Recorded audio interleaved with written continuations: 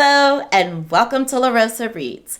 I'm Denise La Rosa, and today I'm going to share my April reading plans with all of you love bugs. Let's talk books.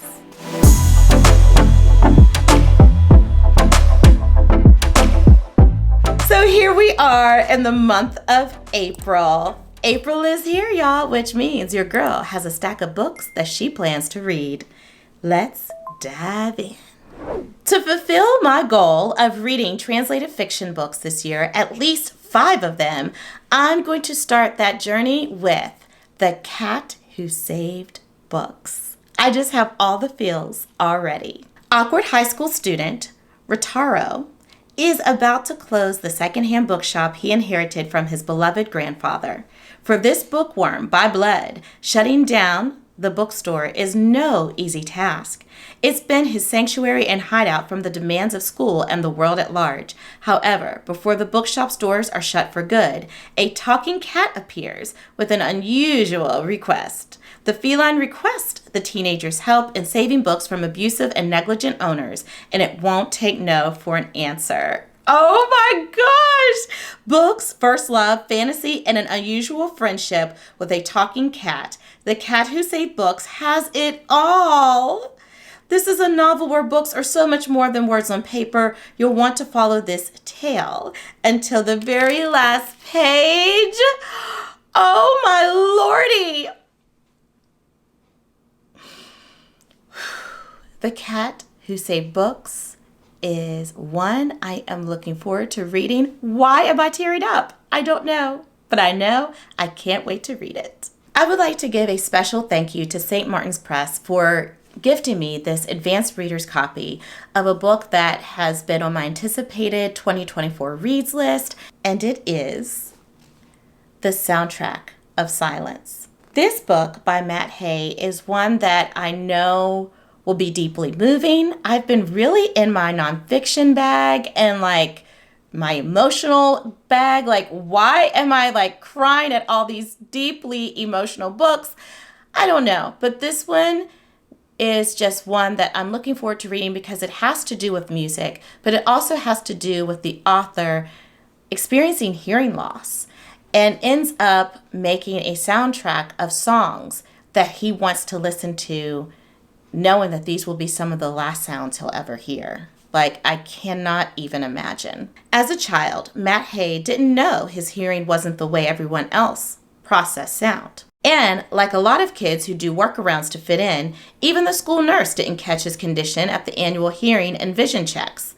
But as a prospective college student who couldn't pass the entrance requirements for West Point, Haig's condition, generated by a tumor, was unavoidable. His hearing was going, and fast. Soundtrack of Silence was his determined compensation for his condition, a typical Midwestern kid growing up in the 1980s, whose life events were pegged to pop music. Haig planned to commit his favorite songs to memory, a mental playbook not only of the bands he loved, but a way to tap his most resonant memories. And the track he needed to cement most clearly, the one he and his new girlfriend, Nora, the love of his life, listened to in the car on their first date. This sounds vivid. It sounds riveting. It sounds heart-wrenching. It sounds like it would be a transformative read. I am so grateful to St. Martin's Press for gifting me this book, The Soundtrack of Silence. The next book is one that I've been eyeing for a while now, and I'm so happy that I was able to pick it up from my local library, and it is From the Desk of Zoe Washington. First and foremost, this cover is super adorbs. I love it. I love it. I love it. Did I say I love it? I don't even really know what this book is about, but I do know that some booktubers and bookstagrammers whom I admire and really trust their reviews have given this book rave reviews and have said that it's just simply adorable, lovely, and I am here for it. Zoe Washington isn't sure what to write next. What does a girl say to the father she's never met, she hadn't heard from until his letter arrived on her 12th birthday, and who's been in prison for a terrible, terrible crime? A crime he says he never committed. Could Marcus really be innocent? The truth is somewhere out there, and Zoe is determined to uncover it, even if it means hiding his letters and her investigation from her mom and stepdad. Okay, Zoe. Everyone else thinks Zoe's worrying about doing a good job at her bakery internship and proving to her parents that she's worthy of auditioning for Food Network's Kids Bake Challenge. It's been Zoe's dream to become a star baker, and she can't afford to mess anything up. Her neighbor and best friend, Trevor, would have been her confidant through all this, but Zoe's not speaking to him anymore. She'll have to figure this out alone. With bakery confections on one part of her mind and Marcus's conviction weighing heavily on the other, this is one recipe Zoe doesn't know how to balance. The only thing she knows to be true: everyone lies. This captivating novel follows one courageous girl as she searches for the truth. Oh my goodness, Zoe! Girl, I love you already. And there's more books following. I believe this is the first book in the series.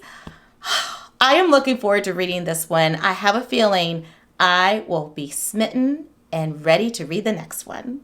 I just love that so many of my colleagues, well, quite frankly, all of my colleagues, know that I am a book lover through and through, including my boss.